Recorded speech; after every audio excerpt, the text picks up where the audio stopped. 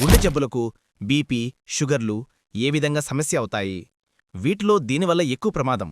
గుండె జబ్బులు రావడానికి మెయిన్ ఇంపార్టెంట్ కారణాల్లో బ్లడ్ ప్రెషరు, డయాబెటీసు, స్మోక్ చేయడము, ఎక్సర్సైజ్ చేయకపోవడము, ఇంట్లో ఎవరికైనా చిన్న వయసులో గుండె జబ్బులు రావడము, కొలెస్ట్రాల్ ఎక్కువ ఉండడంలో మెయిన్ రీజన్స్ అవుతాయండి.